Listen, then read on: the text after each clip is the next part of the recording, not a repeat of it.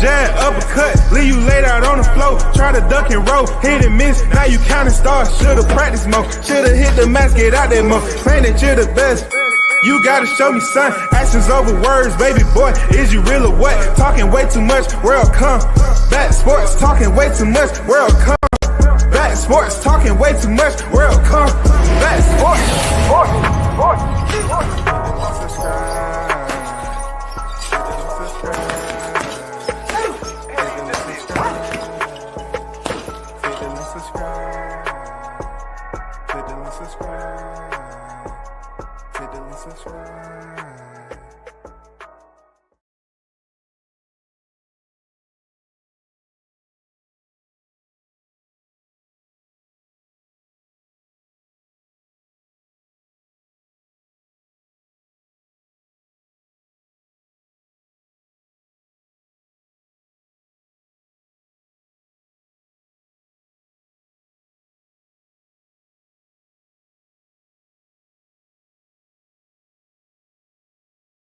Yo, shout out to the hottest.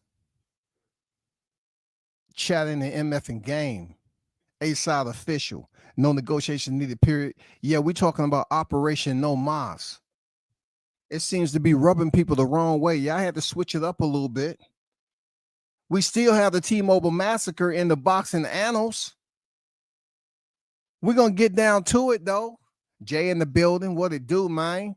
OG Golden on deck. Carlos Rosado on deck. What it do, man? I see you. Mike in the building. What's good, everyone that tuned in? I see you. Those of you that's en route, you already know what to do. You see the new thumbnail. I had to switch it up to the Mexican colors. You know, I had to switch the red with the green. You know what I'm saying? Because it's going to be a whole lot of green lighting, red lighting. There's going to be a whole lot of information that's passed leading up to this fight. Operation No Mas Terence Crawford set for 3-time undisputed. Canelo, excuses have begun. So let's get down to the first portion of the article I want to talk about. People that haven't been in the ring with Bud Crawford, the ones who are voicing their opinions. Yeah, I said onions. Their opinions, because it really don't matter. It's tart. You know, nobody don't want to consider it to be anything of palatable content. Nobody ain't feeling it. Danny Garcia is one of those people who is a recent, you know, from the hater himself, Chris Williams had to write about. Danny Garcia said Terence Crawford power won't be enough at 168. For him to have a chance of defeating Canelo Alvarez for his undisputed super middleweight championships on September 12th. Garcia noted that Crawford's power didn't carry up to 154 in the fight against Israel Madrimov on August 3rd last year. He says that with Crawford now jumping up 2 weight classes to 168 to fight one of the biggest punchers in the division, Canelo, it's going to be tough. Yeah, we know it's going to be tough there, DSG. But I'm going to put it to you like this. Sometimes you don't have to come in on everything. I know you was professional. I know you was a champion 2 weight classes. But when you moved up to 160, are you gauging your performance or what Crawford's potential would be just because it's a weight class higher? No, you wouldn't be doing that shit, would you there, DSG?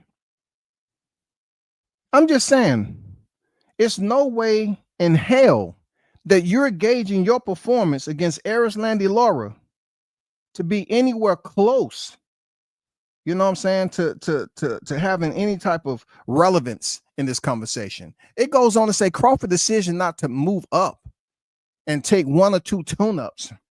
Remember, Chris Williams, the Crawford hater, remember, he's the one writing this, okay? I want to make that perfectly clear. Chris Williams, the Crawford hater over there at Boxing News 24, he's the one that is writing this article. So expect pure hatred. Expect pure bias. Okay, just to kind of brief you on that. Hold on, let me pull this up.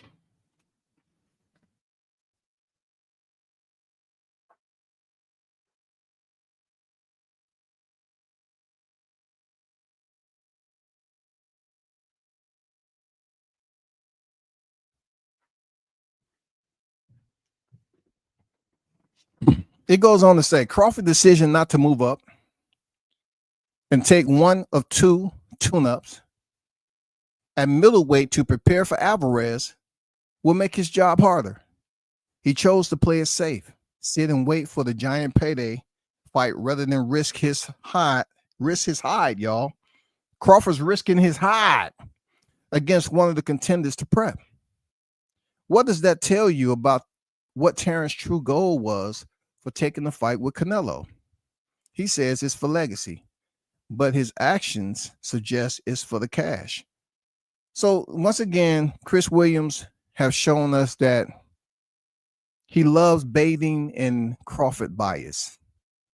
He says just for cash, but the one that he doesn't mention, Canelo, requested $150 million, the type of numbers that he hasn't seen on any type of government check, government currency, federal currency. He's never seen that amount of money in one fight night of 150 grand. So he too is benefiting. He too is benefiting for this fight. It goes on to say 168 power deficit. Me assessing Crawford's last performance when he went up to 154 against Madrimov, I felt like this. Bud Power didn't carry up that much to 54. So I feel like 168, that's tough, said Danny Garcia to Fight Hype, doubting that Terence Crawford will possess enough pop in his shots for him to be a threat to beating Canelo Alvarez on September 12th. Do y'all agree with that? I mean, everyone has their own opinion. I'm going to be honest with you. Everybody has their own opinion.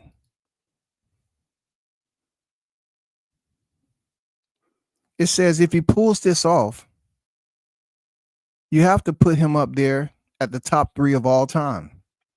That means he, Crawford, unified all 4 belts in 3 divisions, going up all those weight classes to beat Canelo, said Danny.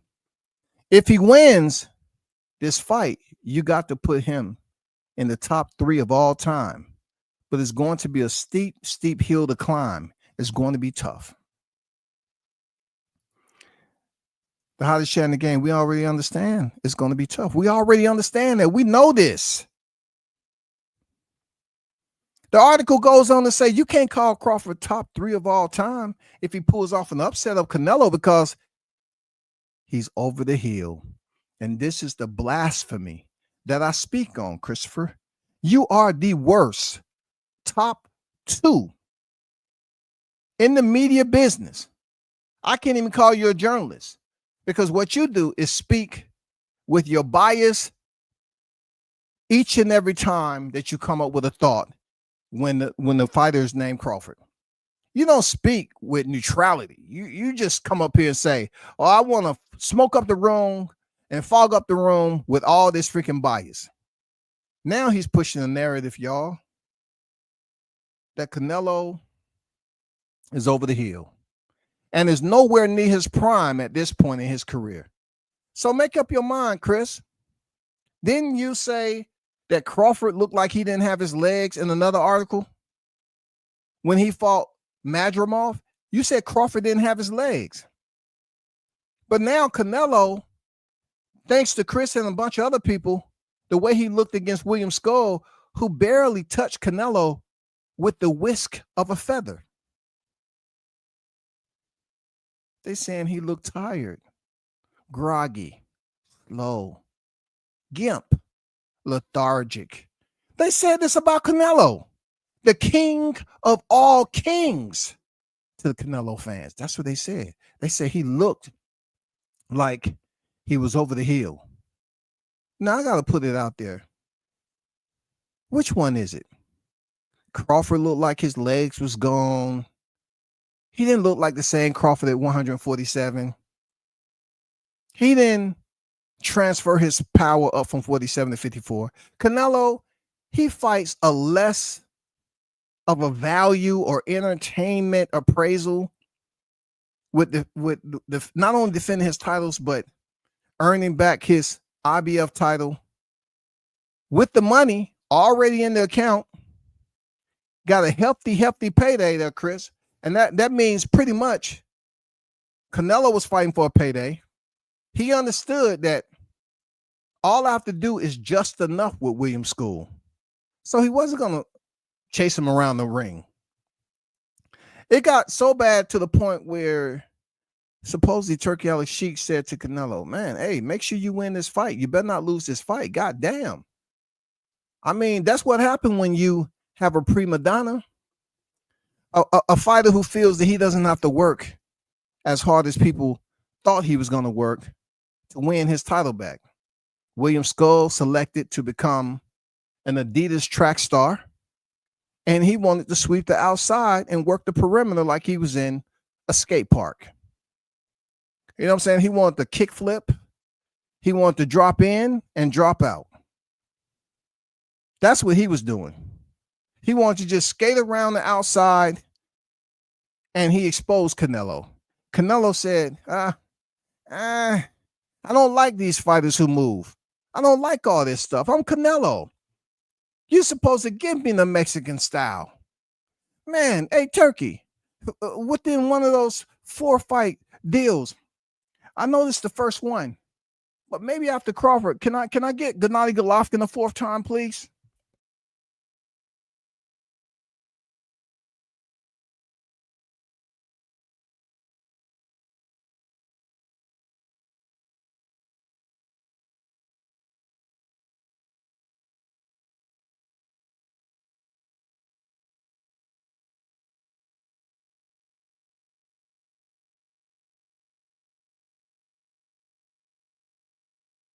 I'm just saying we need to come up with some answers.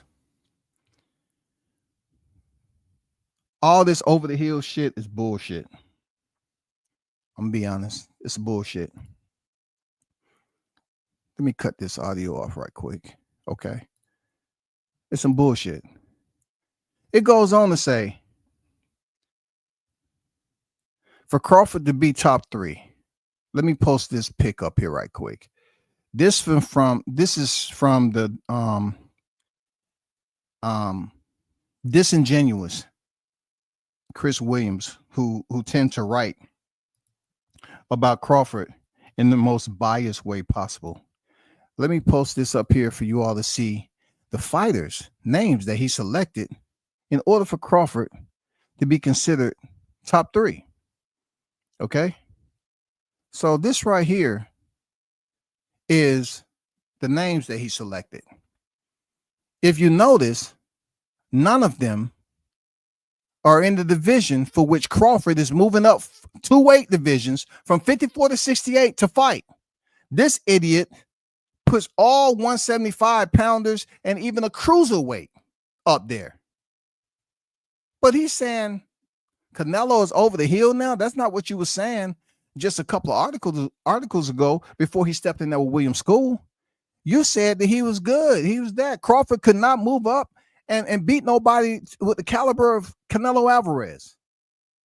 But now you're saying he should fight a cruiserweight, some light heavyweights, just to prove top 3?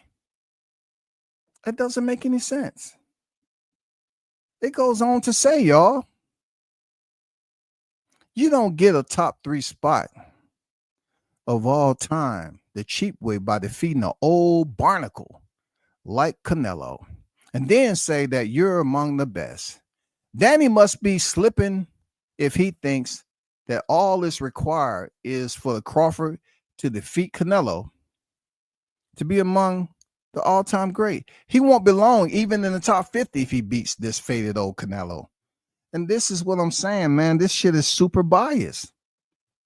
This shit is extremely biased. That's why I bring it to your attention. Why? Because there are certain individuals out here that will speak this talk. They will speak this type of evil. They want to reduce your confidence, how you feel about Crawford, your support factor. They want to reduce all that. They want you to be one of those angry boxing fans who scream and chant about the best fighting the best. Now we have the biggest fight of this era, and you still have media that's able to go out here and put out this propaganda. This is propaganda to now consider Canelo to be old and over the hill, and Crawford is older than him. Crawford to be 38 years of age this year in September. Though he will fight before he turns 38, he's still damn near 38. It says if he can do it, all praise to him. But I think it would be too much for him. That's a naturally bigger guy, Canelo. You're talking about a guy, Crawford, who started his career at 135, fighting at 168. That's crazy. Once he start getting hit with those bombs, he's going to be like, whoa, said Garcia. Well, it's funny. And no, it's not funny at all. That they always try to use this template when it comes to Crawford starting off at 135. But they don't talk about Manny Pacquiao, who started off at what did he start? 108? Something like that? How did Manny Pacquiao climb the steps without a freaking chaperone, a chauffeur, assistant, a caregiver? How did he climb 8 divisions? Where was Danny Garcia? And where was Chris Williams? If that's even your real name. Where were you all at? Where? See, it's puzzling to me that Danny Garcia would even make these comments, because he himself fought for a vacant title when he initially had a couple of catchweight fights from 40 to moving up to 47. He himself wasn't confident like Crawford. Crawford has moved up when it was time to move up from one division weight limit to the next. Unlike Danny Garcia, who wanted to pity-pat, tiptoe, hopscotch, and had some catch weights until he moved up and fought Robert Guerrero for the vacant WBC title. And then the crazy part about it, he gives it up like it was an armed robbery. He gives it up. He go in there and lose to Keith Thurman. Used to be one time. He gives it up. Then he had another time to fight Sean Porter for a vacant, which he was familiar with all along. Oh my God, they're giving me another shot at the WBC. Yeah, you blew that. So we really don't take you serious when it comes to this fight hype interview. And, you know, people up here quoting you for this bullshit. Let's talk about mobility, right? Let's talk about the mobility, because they say Crawford didn't have the legs, y'all. Let's talk about the mobility. Will this be a challenge of mobility when it comes to the autonomous system of both fighters? Will it be consistently graded on the mobility pluses and minuses of each fighter? Canelo Alvarez refused to chase William School around the ring. But we've seen in the past, Crawford, he pretty much fought Jose Benavidez until the 12th round. And people, all they do is talk about his immobility. They say he had one leg. I don't know how he passed medicals with one leg, but they say he had one leg. Crawford has shown that he too has lateral movement, but yet he can box.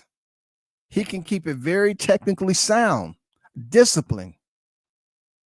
His sweet science curriculum has the potential and possibility to go in there and give Canelo Alvarez a master class performance. Yes, sir, he does.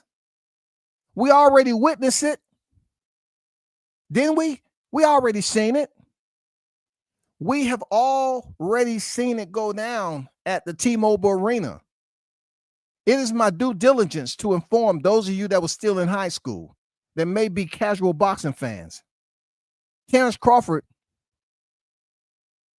held the WBO title at welterweight division on a knockout spree. And yes, he finally fought for Undisputed, and he put on a masterclass performance.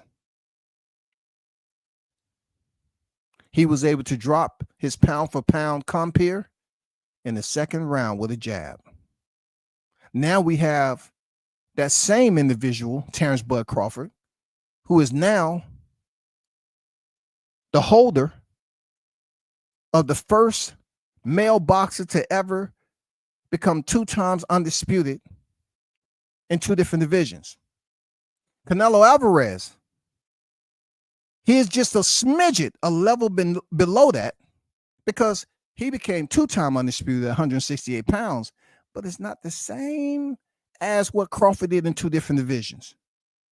You know, the reason why I say that is because people are complaining too damn much. They're complaining too damn much. They spending too much time trying to shadow ban Crawford's achievement when they should be in the light, paying attention to the movement that's going on with Crawford out here putting on, going through freaking training camp, having a whole year to prepare, putting on the weight the right way, because a lot of you cowards who's up there complaining about 14 pounds. So hopefully you've done your research and found out that the man had a whole entire year to put on this weight to face Canelo Alvarez. Now the pictures are coming out. Now the time has passed and the months are ticking closer together. The sun is motherfucking setting. Motherfuckers are sitting up here second guessing themselves. Just a year ago, people was up here. It's no way. It's no way. It was redundancy, y'all. It's no way. I said it's no way. It's no way. Clap it up. It's no way. Can I get a no way? They was up here. It's gonna be no way.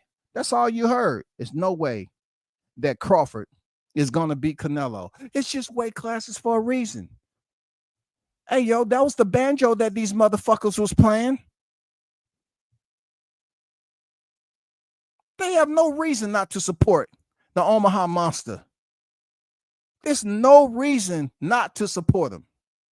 You talk about a man that's coming up from 135 to now 168. You talk about all the greats who come to your goddamn thought process, and you want to regurgitate your recall memory to speak on their accomplishments back in the day. But in this era, of course, with social media, we have some tyrants. We have some belligerent, cantankerous tyrants, individuals that are just strictly, straight up haters. They're not here for boxing. They're here to talk bullshit. And unfortunately, we have to deal with the aftermath of the aerosexual era.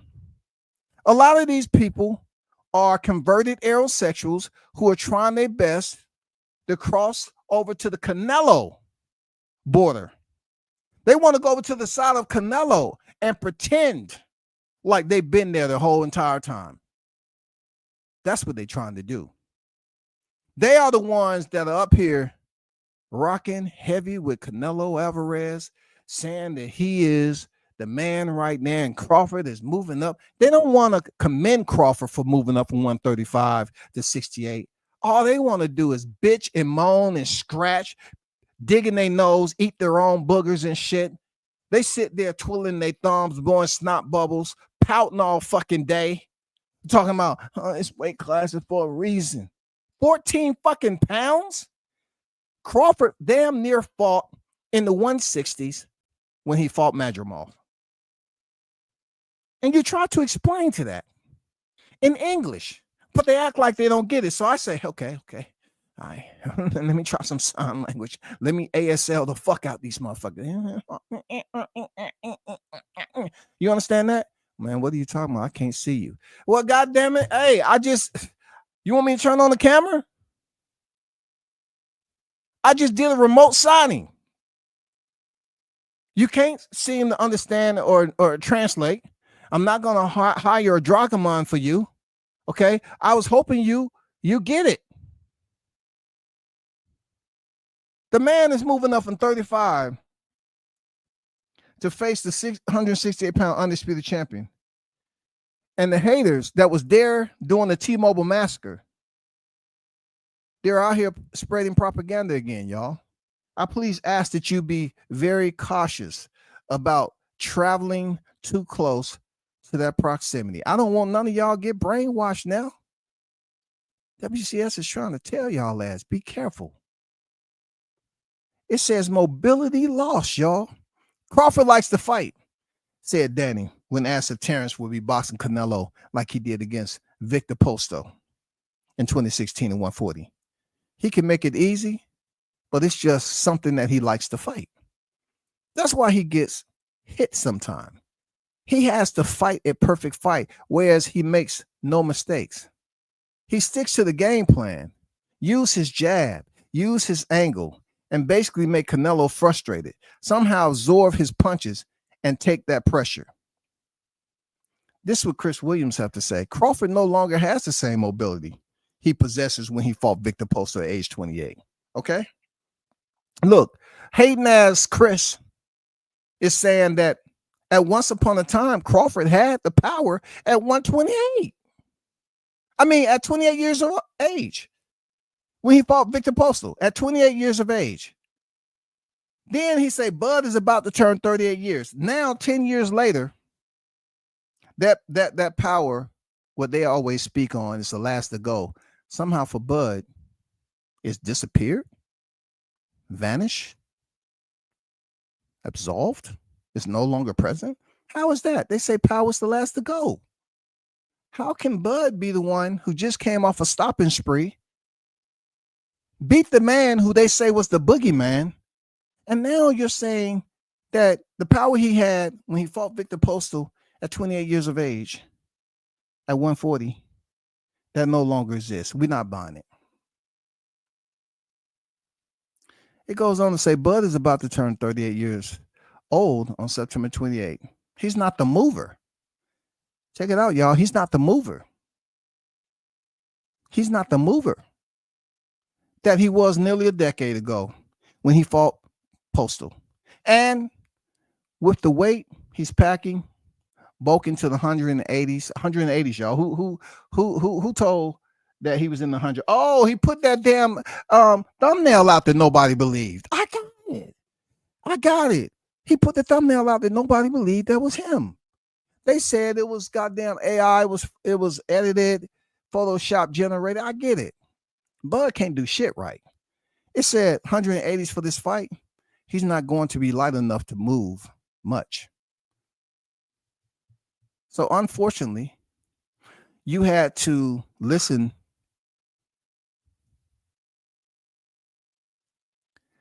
to that type of disingenuous display of journalism, which lacks integrity. But boxing has really never been about integrity unless you get caught putting the plaster of Paris in your gloves or brass knuckles, or if you sucker punch a fighter when you remove your gloves, or to say that you pop dirty. You know, there are some areas of integrity that should be considered to be ideal. But besides that, not too much else goes on in boxing. Is that what the boxing fans are missing? Are we missing human beings that's willing to put integrity first instead of just blasphemy and buffoonery, chicanery, all the rees? Is that it? You know what I'm saying? Like, is that what plagues our boxing fans leading up to this fight? Why aren't you allowing yourself not to surrender, but to just have a understanding, provide more clarity for yourself and say, this is a very competitive fight?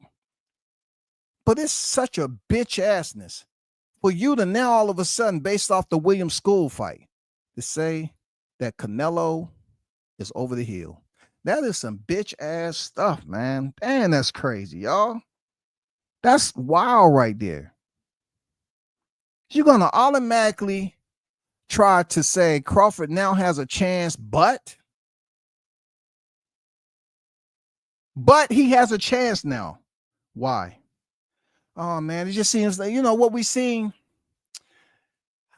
You put it in your thumbnail, WCS. You put it in your thumbnail. You put that up there. Canelo, look at him. His mouth is open. His eyes are shut. No, I said, that's him wanting to go home and go to sleep because he already have those millions in the bank. That's why he's looking like this. This is what you call a fighter that probably didn't train as hard for the Williams School fight because he assumed that it was going to be simply easy. That's all. But with Operation No Mas, I know there's going to be a lot of people like they are straying over here trying to convince themselves that Crawford, the older fighter, is fighting the over-the-hill Canelo. What a bunch of cowards. Bitch-ass cowards at that. What a bunch of cowards. The Bednars is leaning more towards an even fight. But Crawford can't stand by himself. You know what I'm saying? Like, you can't allow this man to stand in glory, to go to battle, to face an equal. This is a 50-50 fight. Some of you all say, no, it ain't a 50-50. It's 70-30, 60-40.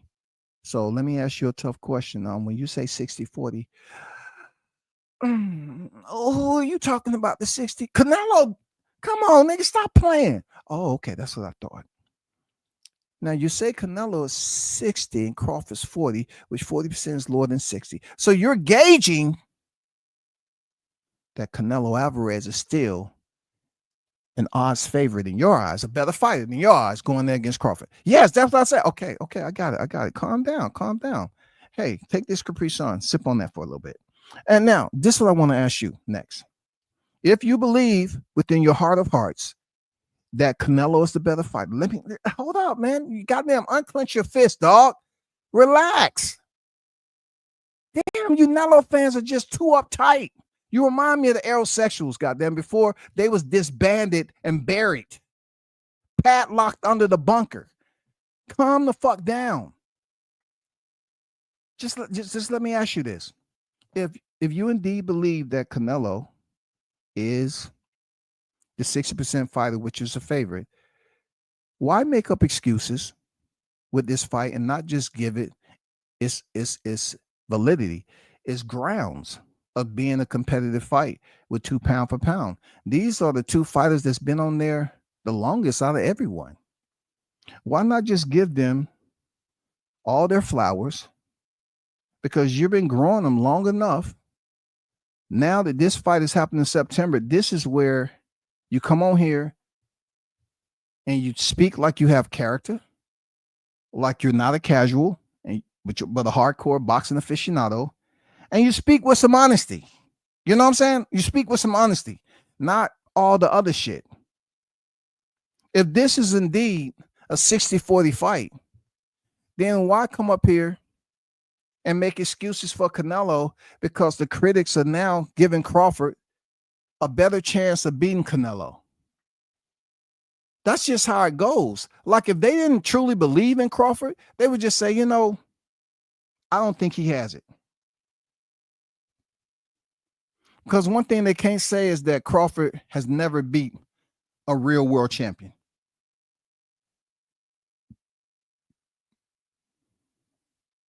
He's done well, achieved well, all about legacy moving forward, both fighters. But Crawford has done well, very well for himself, not just with his legacy, but the presence that he holds with his boxing supporters. Now, they've attempted to come up with all these names, but the names don't matter when we support the fighter. When the Crawford supporters start talking about a fight that's coming up of this magnitude, we talk about Crawford. We're talking about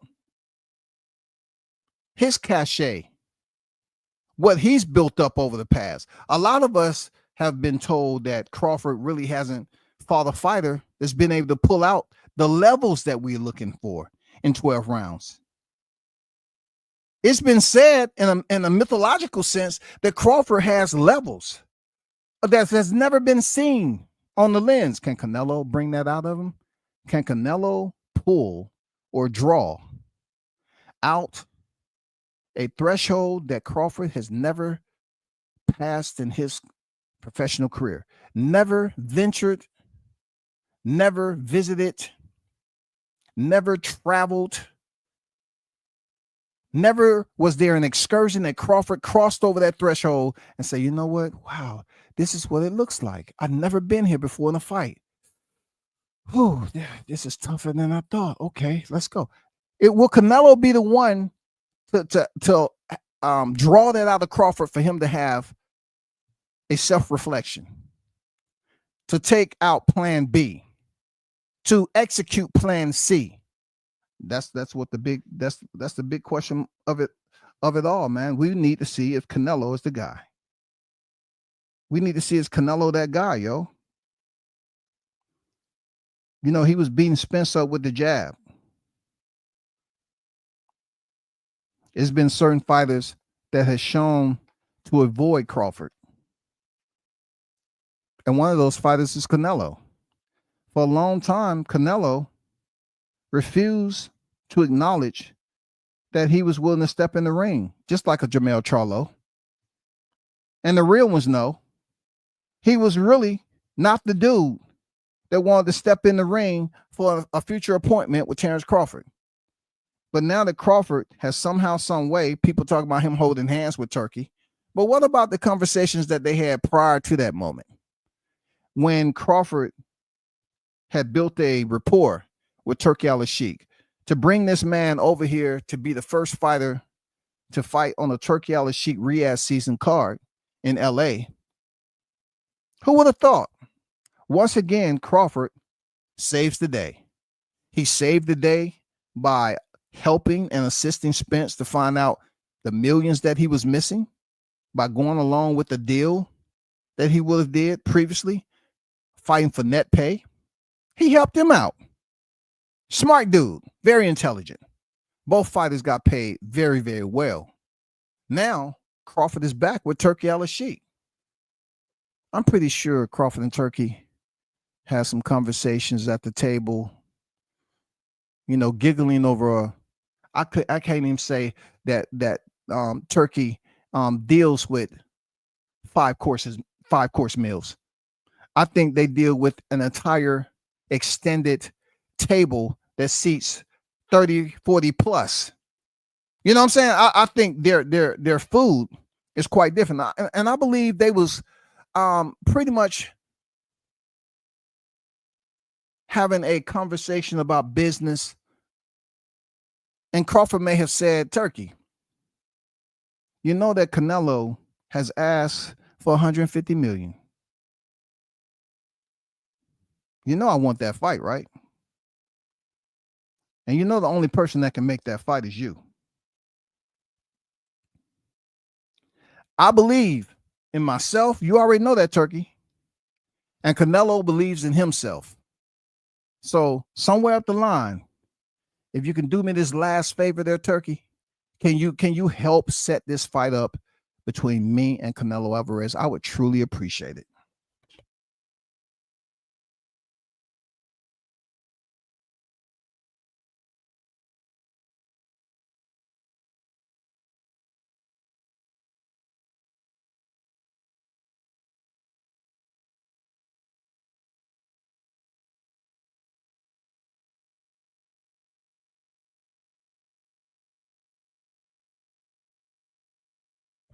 See, from the outside looking in, I can just say, well, that's what I assume took place. They were sitting up here discussing the future.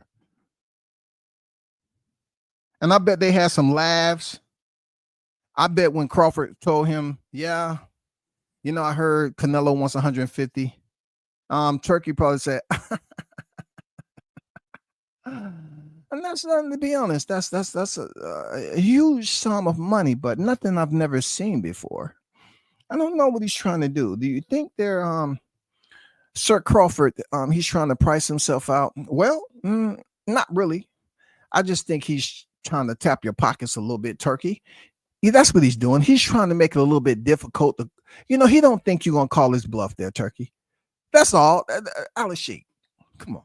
That's what he's doing. He's trying to call your bluff. And sure enough, Canelo attempted to go the Jake Paul route. Canelo, in my opinion, should be put on the Duck Masters Coalition pound for pound list, because I do feel that he was trying his best to duck Crawford. He knew if he would have fought Jake Paul would have made it so easy for him just to go in the ring and just move around, dance, twitch your hips a little bit, throw some damn faint jabs, pity pat, not nothing too serious, no power shots to the left deltoid, just all the little simple shit. But Turkey said, no, you take that fight, the fight with you and Crawford is off. Okay. I'm being absolutely fair.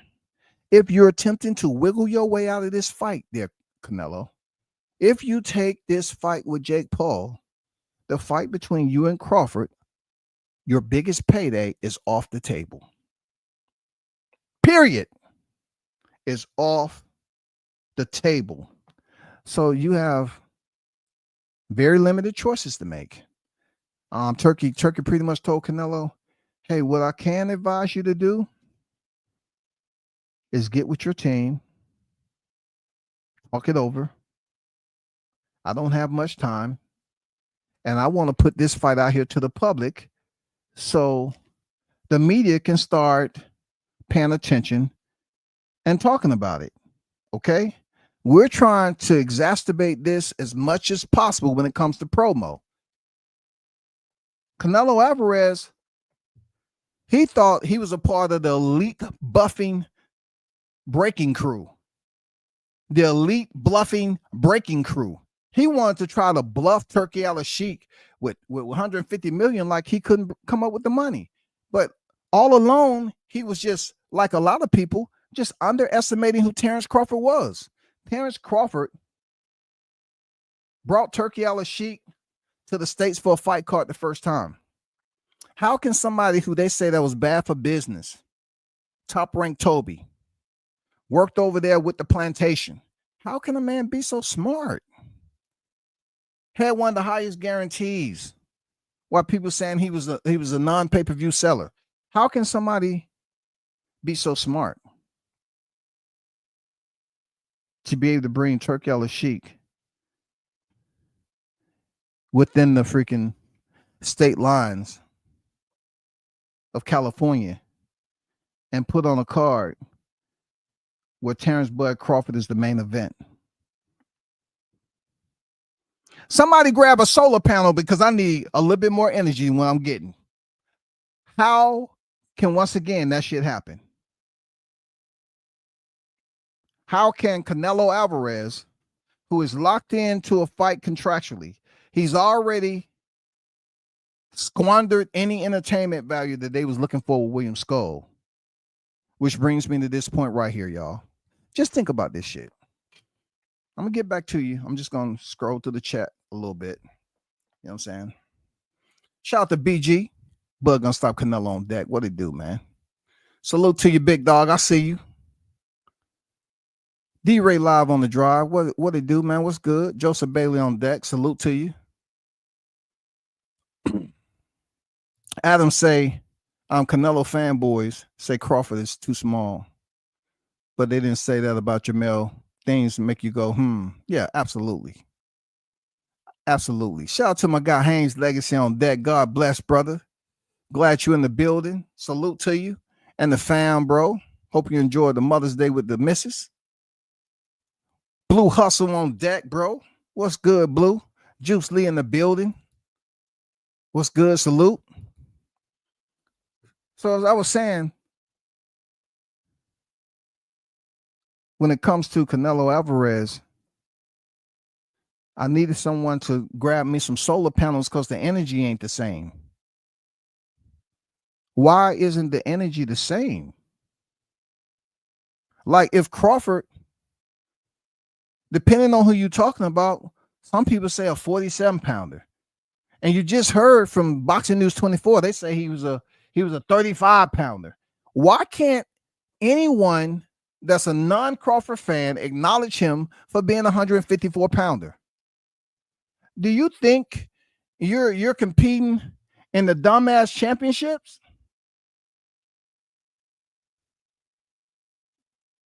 I mean, no one is competing to be a dumbass, bro. But you have to pay attention and keep the same energy. Canelo pulled the bluff of 150,000 after he himself said what? Crawford is too small. You know what I'm saying? His weight divisions for a reason. And even Crawford admitted at one point that there were weight divisions for a reason. He felt the same. There was weight divisions for a reason. But over time, he changed his mind up and he started to really focus and zoom in on this fight with Canelo Alvarez. He probably looked at several of these fights with John Ryder, Jaime Munguia, Jamel Charlo, Edgar Berlanga, and he said to himself, you know what? Me and the mad scientist Bomac, we've been studying Canelo for a while. And him and Bomac probably started to exchange conversations saying, you know, we can beat that dude. We can beat him. And I like what Bomac said when they was, you know, people addressed them and proposed that they request a rehydration clause. And Bomac said, no, if we in it, we in it. If we dare to test ourselves, we have to test. That's what I'm talking about. They cut from a different cloth. They said, we're going to test each other. We're going to test each other. I don't want to hear none of that rehydration. He's going to be too big. No, they going in there full battle guard. Once again, they're going in there full battle guard. They're going in there with their boxing IQ. They're going in there with their preparation, their training. That's what they're going off of. They're going off there exuding all of that. We did enough when it comes to the studying and the physical implementation based off what we study. And we're going to take that curriculum inside the ropes and we're going to defeat Canelo Alvarez. It is mano a mano, trainer versus trainer. Bomac McIntyre, Eddie Reynoso, two champion trainers, two future Hall of Fame trainers. Then you have the fighters. Mano a mano, tit for tat, creme de la creme. Terence Bud Crawford versus Canelo Alvarez. It's no chopping that up. You boxing fans, you request the best, but then when you get the best, because arguably this is two of the best of this era,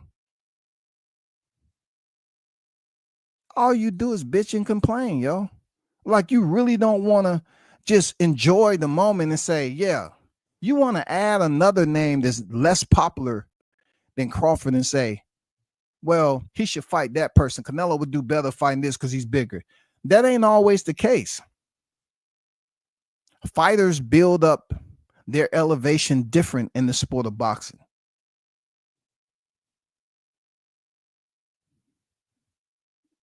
Their boxing FICO score is built differently. There's really no template to building a fighter that works across the board for every fighter. Every fighter elevation in the sport is different. How they go about their expedition and going from fight to fight to fight to fight is different for each fighter. So with that said, some fighters, they start off strong and then they fizzle out. Some fighters start off okay, not too much hype behind them. Then they build up and they have that fight and they change over. They cross the threshold over into the popularity spectrum. And people start to recognize them even more and say, okay, cool. All right. I like this guy. Why wasn't he doing that early in his career? We don't know why he wasn't doing it. But I can tell you what he's doing right now. Crawford is showing the people that he's more adept to the media. He's more consciously aware that the media matters. He's been out here doing interviews. He seems like he's enjoying it a lot more. He's a bit more jovial talking to the media. You know, Canelo, depending on what he has going on, he want to censor the media. And I'm just letting you know, don't tell them, don't ask me about this. Don't ask me that. I don't want to hear no Benavidez questions. You can't say that about Crawford. You got to answer the questions that Canelo about Crawford. You're locked into a fight now. So I'm curious when they're going to announce the first presser. That's what I'm curious about. Operation No Mas is in full effect, y'all. As you see in the thumbnail, September 12th, 2025. I know it's one of the coldest. I know it's one of the coldest, baby. I know it's one of the coldest out there. I know I had to switch up the T-Mobile Massacre. I had to bring in them colors.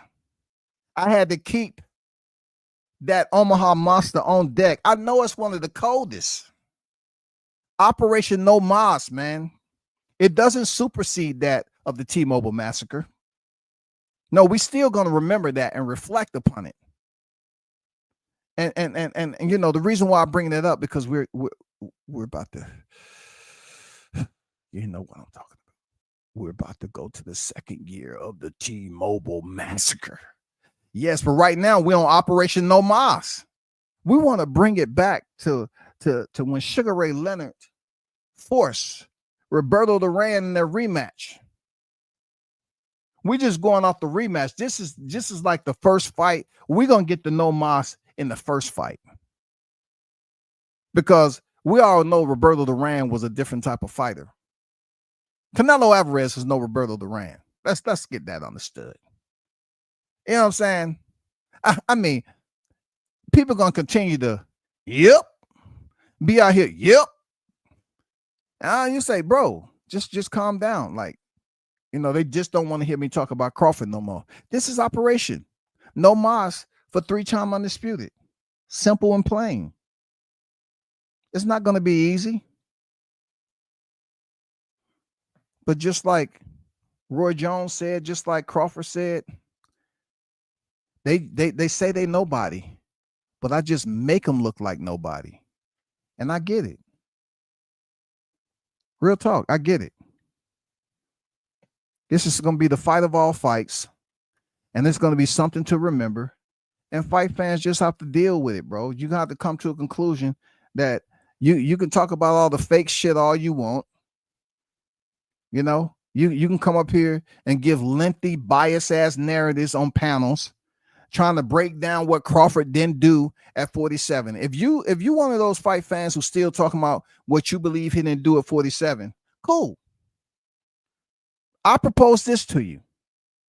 If you believe he did very minimal at 47, why is the next 3 months is going to change a lot of people's minds? Because Canelo stepped in there recently, because y'all was telling Crawford he should have a tune-up, right? Canelo gave you that. Canelo, if he was going to perform like that, he should have just not showed up to the fight. He should have just said, fuck it. I don't want to fight the dude. He can just have it. If Canelo didn't care and he was going to show up and perform the way he did, he should have just left Williams School alone and let him go on about his business. Wouldn't that have been fair? But he didn't do that shit. He went in there and was just getting frustrated, pouted like a big baby, showed why he's a prima donna, all that.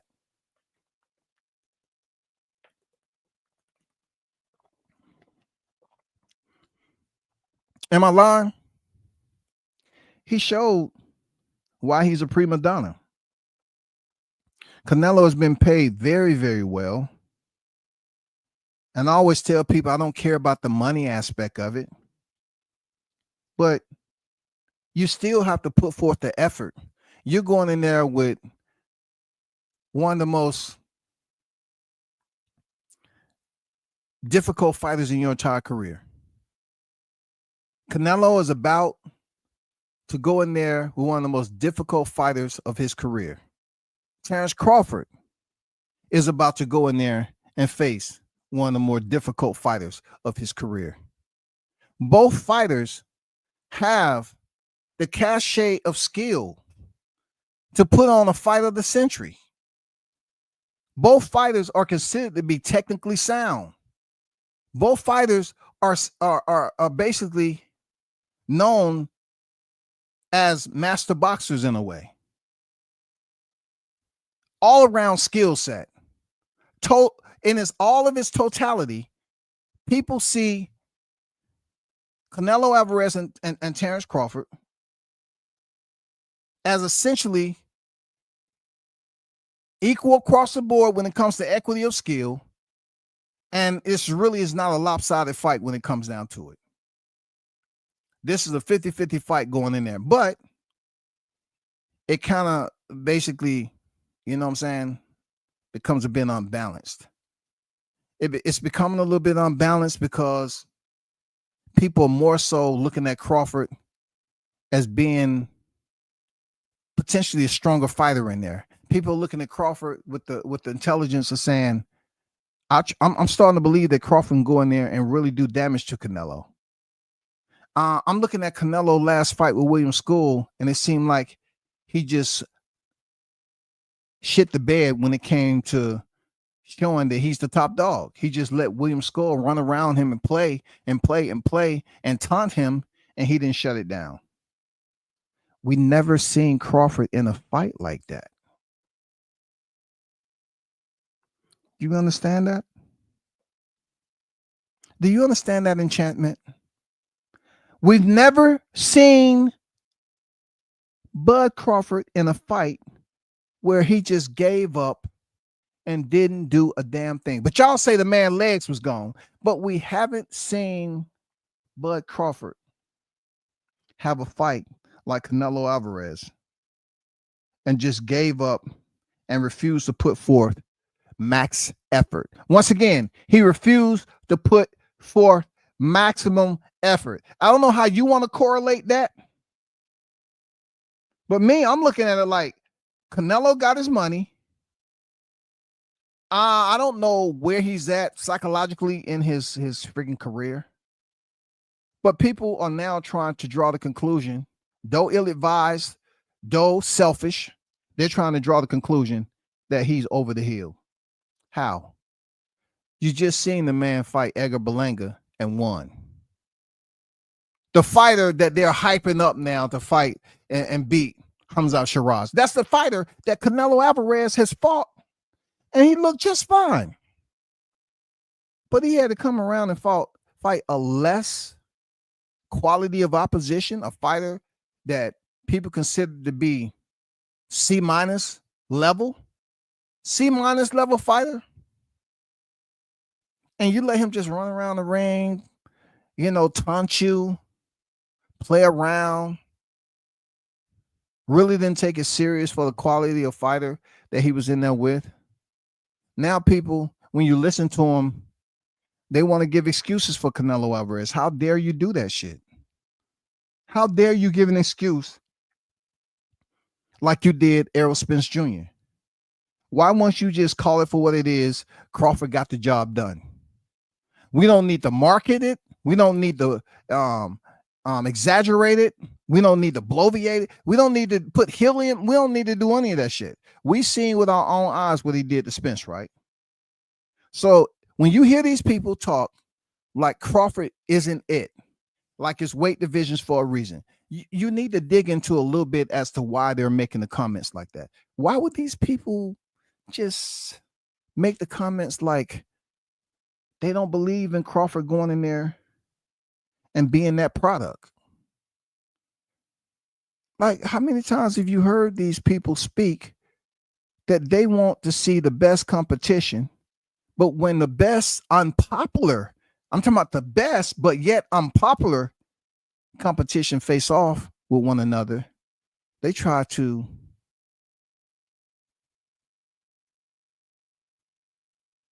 go and discover a different name and bring that name to the table for conversation. And then they're going to try to build up that name because that is the more favorable name for them to speak on. That is a person that they can say, oh man, we should be bigging up this person in relation to, Canelo fighting him because it's more popular. What about Crawford? Oh, he's trash. He ain't did shit at 47. People are tired of that shit. They're tired of hearing fighters being basically characterized, tagged as being nothing. They're tired of hearing even trainers say, who is he fought? I bet Derrick James, I bet he won't say that shit again against any other fighter. I bet he learned a valuable lesson. He walked in there with Errol Spence. And then, he walked out him looking like Jethro. You saw the way he was looking at Spence. He's like, nigga, you can't be the one I was in there training. You trying to tell me that this is what we work for you to come in here and let a dude drop you in the second round with a jab?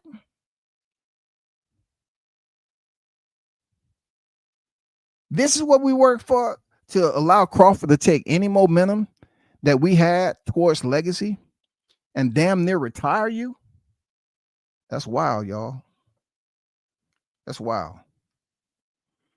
I say this for the Canelo fans: if you feel that he's too old, I'm going to request that you submit a no less than 5,000 word, grievance letter to the IRB, okay?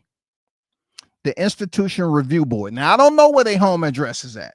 I don't know where their headquarters is at. But I see a lot of y'all crying, huddled up, talking this bullshit about Canelo's over the hill. I want you to commit no less than 5,000 word essay as to why you feel and why he shouldn't fight Canelo Alvarez, and submit it to the IRB, Institution Review Board, so they can see if it's something that's ethically injustice, or unjust about Crawford having a chance to go in there and beat Canelo ass. Okay? Because when the bell rings, it's going to be too late. So submit your grievance to the IRB. And all I can say is just basically make sure you attend a bit more services, leading up to these next 3 months. We're in May right now. Okay? We have June, July, and then I swear to God, August is going to be a little bit, winter's going to come a little bit earlier. Winter's going to come a little bit earlier. So go get your snowshoes. Shit's about to happen. This is going to be a very different year. You remember when WCS said, damn, from 21 to 22, boxing fans was talking and wondering what Crawford was going to do. From 21 to 22, that was supposed to be the year that we was going to get what? Terence Crawford, Errol Spence. From 22, since the fight didn't happen, we had to go into 2023. Once again, fight fans talking about Crawford Spence. Then the fight happened. From 23 to 24, they still talking about Crawford because he was victorious, but yet people was poised to know what was going to happen with the rematch. The rematch turned out to be a bust. So therefore, no fault or culpability of Crawford. He would go on to schedule a fight a year from there. And he was once again the topic of the conversation. Madrimov. He was going to move up to 154 and face Madrimov. Now, you go from a Madrimov win, 24, into 2025, and Crawford was still the topic of the conversation. Why? Because they was curious to know if Crawford was going to fight Sebastian Fundora. Was Crawford going to fight somebody in 2025? Was Spence going to come around finally and surprise us? And then the talk started happening with Canelo Alvarez. People start to ask questions. They was up here biting their nails. They didn't know how to take it. When the rounds was being made, they was like, we don't want to see that. It's weight classes for a reason. You know, they're freaking, their baby start coming out. Their juvenility start to exude. You know, they start pouting about shit, throwing tantrums and shit. They start really complaining about something that Crawford was requesting. He was like, I wouldn't mind, fighting Canelo. What? You want to fight Canelo because there's weight classes for a reason. And then WCS get on here and say, well, as I remember when they was talking to Spence, who still haven't unified the welterweight division, they asked that question to him about fighting Crawford. And Errol Spence gently diverted the attention up to 168 pounds. Pay attention. He hadn't been unified yet at Crawford. He said, yeah, that'd be good, but I definitely like to, fight Canelo. It'd be better if I fight Canelo. We're talking about from 47 to 54, 54 to 60, 60 to 68. That's a much more higher point value of 14 pounds, which Crawford was basically elevating from 54 to 68. So there are some lack of integrity. There's some lying going on. There's some triple standards going on. There's some individuals out here that saying, fuck it, I don't care. That was Errol Spence. He was way more popular. It was people up here that was boosting up Errol Spence, and you did not hear the same criticism that you're hearing for Crawford. And Crawford is legitimately became 154 pounds, but they refused to give him his respect to say, yeah, he's 154 pounds. They want to continue to say he's 135. Oh, Crawford's 135er. He's a 35er, man. Come on. That's too much. Then it finally happens, y'all. Can we all gather around? It finally happened. The face-off. The face-off, y'all. That shit finally happened. Bomb Squad! It finally happened, y'all. Canelo Alvarez and Terence Crawford finally faced off. Face to face, height to height, boxer to boxer. They finally faced off. And the size difference, we put our best investigators. I'm talking about from Sherlock Holmes to Matlock. It keeps going to Ice-T. Let's give them, We gave them a task. Say, can you go out here and investigate where are they saying that Crawford is too small? Are they talking about his jawline, earlobe? What seems the tattoos? I'm not sure Crawford even have tattoos, to be honest. But in this picture, what seems the collars on their shirt? One has a polo, one has a crew neck.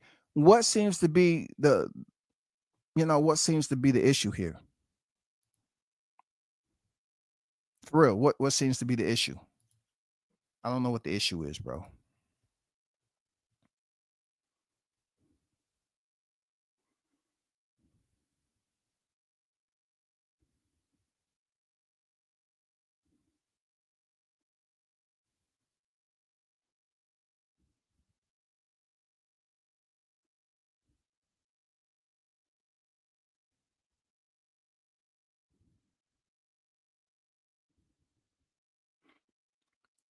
He said what changed his mind was the Saudi money. Okay.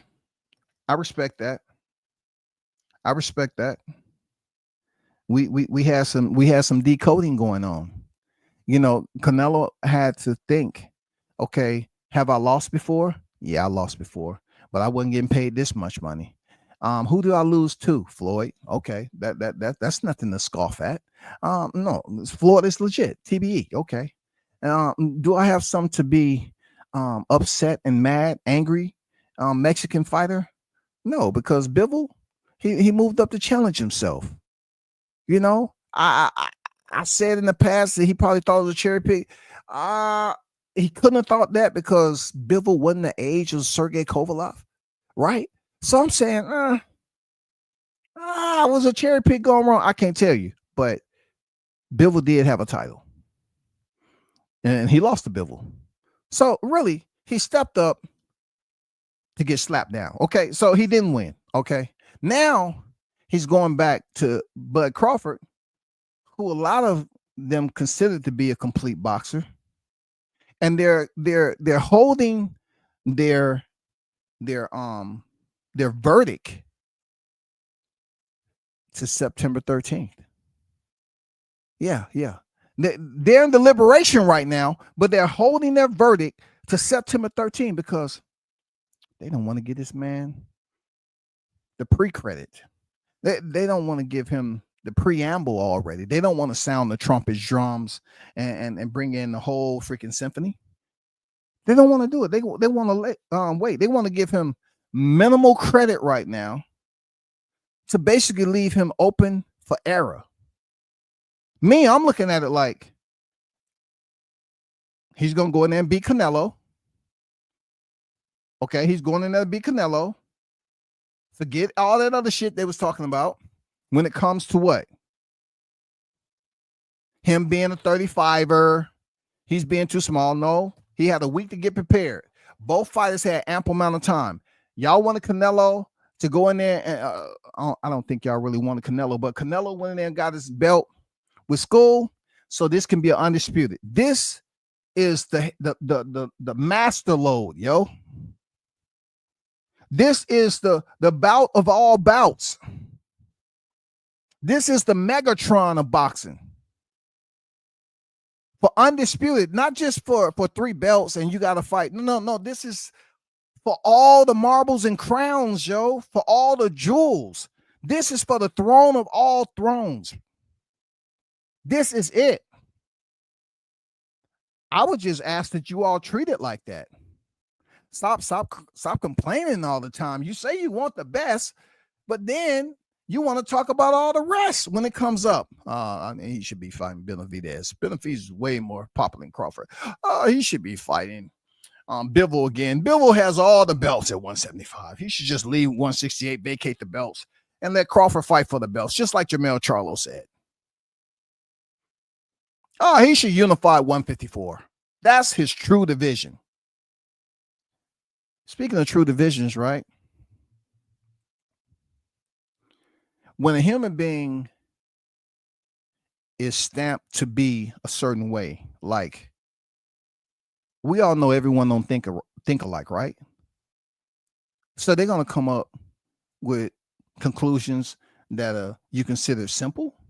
And then you're going to have some more advanced human beings with their barometer intelligence that comes out here and going to present you with a conclusion of complexity, right? The complexity will have you doing some brainstorming and troubleshooting, have you peeling back layers and really doing your research. Okay, that's how that process is going to work. You can continue to say the same thing over and over again till you convince yourself potentially that what you're saying has merit only because you keep on saying it and repeating it. They say if you can continue to make the same error over and over again, that's a choice. If you continue to say that Crawford shouldn't be here fighting Canelo and you know the fight is scheduled, that's a choice that you're making to basically self-destruct. You're going to stress yourself out over talking about Crawford shouldn't get the fight with Canelo, and it's already made. Now, if you're a Canelo fan, you should be talking strictly about what you believe Canelo is going to do to Crawford. I put this memorandum out there because I've already experienced this tragedy with aerosexuals. No matter what we told they ass to focus on what? We told them to focus on Spence. But all they want to do is goddamn do debates. They want to have live panels. They wanted to have live streams, and all they talked about was Crawford. See, I have Crawford on the thumbnail.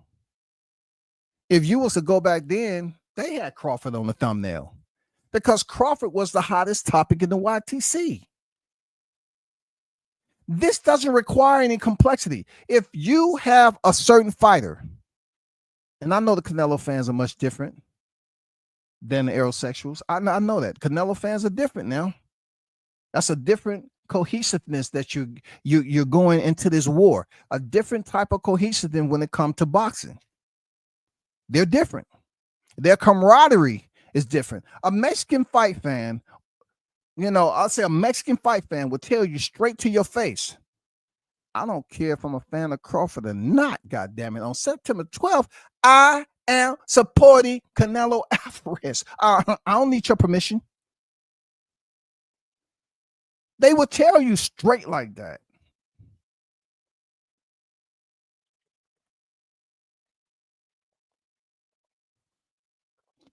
Am I lying? They will say that shit like they qualified to tell you that shit in your face. I am supporting Canelo Alvarez. And look, you can't be mad. You can't be mad at how they respond to you. You can't be mad at the shit because we always talk about keep it real, keep it real. They're going to keep it real to you. They're going to tell you, I support Canelo whether you like it or not. Yeah, I fucks with Crawford. If Crawford was fighting a Spence, I'm fucking with Crawford. If Crawford was fighting Madrimov, I'm fucking with Crawford. If Crawford was fighting any Sebastian Fundora, I'm fucking with Crawford. But he's fighting Canelo Alvarez. And the reward is different. And this goes to the family roots. This goes back to ancestry. This goes to our country colors. They're looking at this shit totally different now. They're not doing the regular shit. You can't hate them for that. Let's flip it over to the goddamn Crawford. When it comes to the black fight fans, I swear to you, hey, I gotta keep it. I'm gonna say that for another day. I'm talking about the Crawford supporters now. We have a good track record of talking about Crawford and what he has coming up. We have a very, very respectable, solid A1 track record. The fish fry was amazing. I'm pretty sure we have some fish connoisseurs in here based on our Chavo, the Chavo we had, celebrating the destruction of not only Errol Spence fighting Crawford, but that goddamn aerosexual fan base. Crawford disbanded that shit single-handedly, bro. I mean, should I say dual-handedly? He disbanded an entire fan base. And not until recent, they're now coming back to the surface, crawling out the bunkers, out the dumpsters to try to be on Team Canelo. And look, from what I hear, Team Canelo, man, I swear to God, his freaking HR department who approve new memberships for Team Canelo, they're I'm talking about they're on a whole nother level, man. They're smart. They're recognizing and deporting all aerosexuals who's trying to come over to Team Canelo for this damn September 12th. They said, no, you don't have the required paperwork. Go. You don't have no proof that you was a member when Canelo was fighting Triple G in the trilogy. It's no paperwork. It's no paperwork. You wasn't supporting him until Crawford, the announcement was made, Turkey out of the sheet. Now, all of a sudden, you want to come up here and be a Canelo fan. No. Security, deport them back. No, they're not doing it. Go back over there and support somebody else. They're refusing to allow it to happen, yo. And I love it. I love it.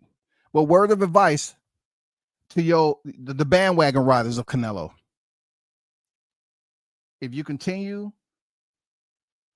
to try to circulate your biased narratives and you think you have a reason to push that wheelbarrow with those square wheels on it, understand that it's not going to get you nowhere.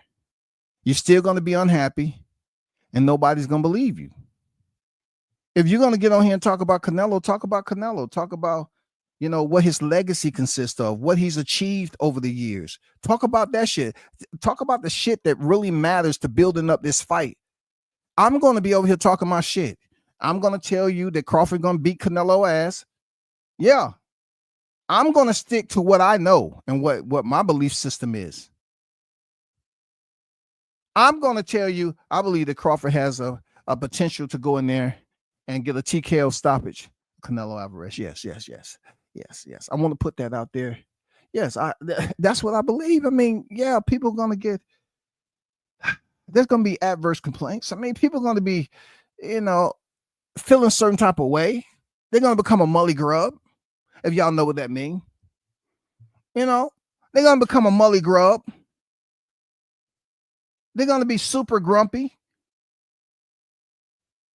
They're always gonna try to say, "Hey, Crawford's resume trash." Don't let that ruffle your emotions, man. Relax, be calm, cool. We on top. We chilling. The Crawford supporters understand that Crawford is the man. You know what I'm saying? He's the better fighter. He's been out for a year. If we're looking at history, he should be the more fresher fighter. Canelo just got out of fight camp. He didn't look the best. Shout out to the boxing queen, Jessica, in the building. What's good with the queen? How you feel? So we already know that. Somebody asked, who is on the undercard? They're still building it. Okay. They're still building the card. All we need is a good 3 fights on the undercard. That's it. The main event, I could care less where you're sitting in the stadium. People are going to stay there until the main event. You can have, look. You can have Oscar De La Hoya going in there fighting.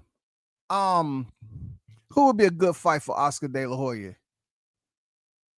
You can have Oscar De La Hoya going in there fighting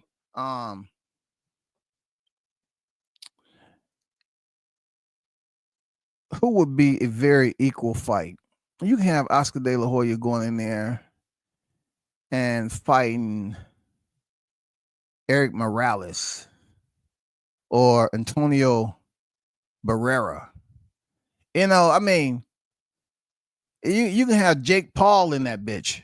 People are not going to care because they know the main event is going to give you the spark that you was looking for. You know what I'm saying? The main event is going to wake everybody up when they show on the damn Jumbotron that the fight is up next. The co-main event has happened, whoever that may be. Now we're about to get to the main event, the boxing extravaganza, the headliner. You know what I'm saying?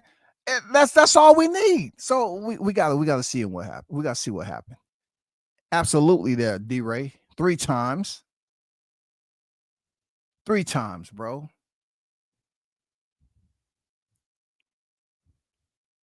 I'm paying for the whole card if it's not on Netflix because I already have it. Hey, that shit might be pay-per-view on Netflix. Who knows, man? We got to check it out. This is going to be the first fight on TKO Boxing Promotion. Yes, sir. This is going to be the first.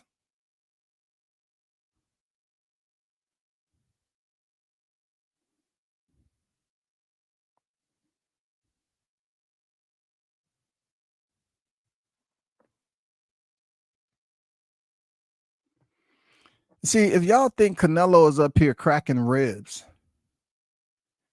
and basically causing hemorrhaging on the deltoid muscle, causing dislocation, causing disjoint, a fight to be disjointed because of all this phantom power that he have. Okay, let's see it. Let's see it.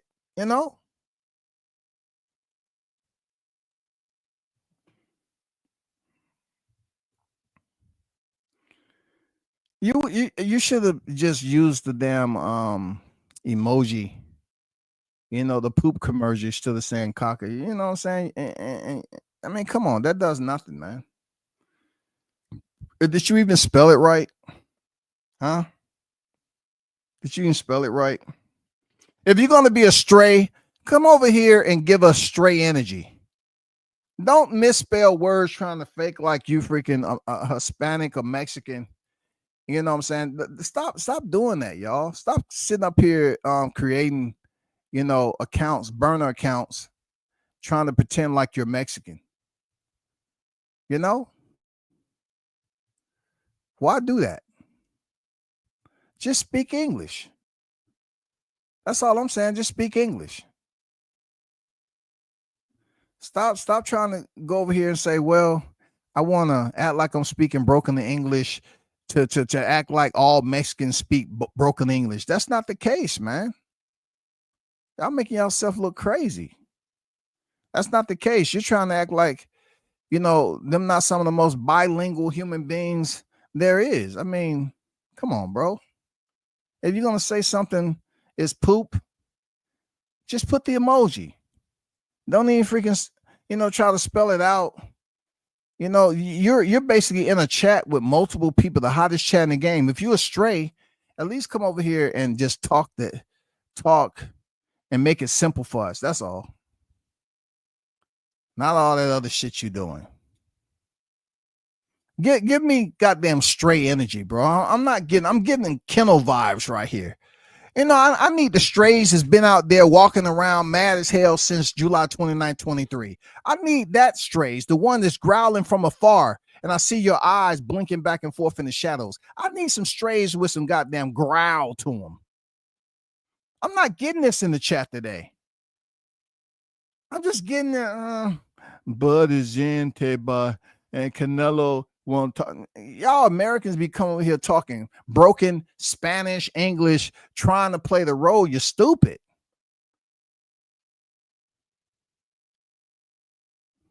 Shout out Neezy. What's good with it, Neezy? How you feeling, bro?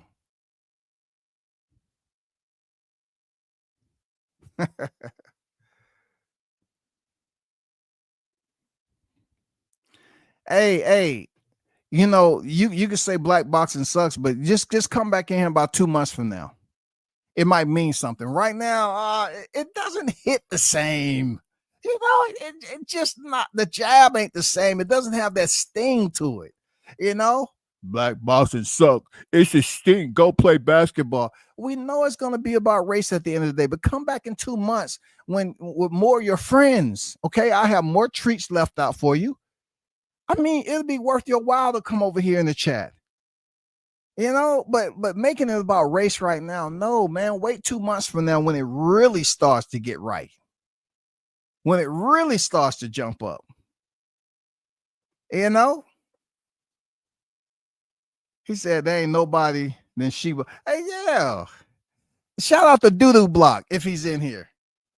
You know what I'm saying? Shout out to Doodoo Block.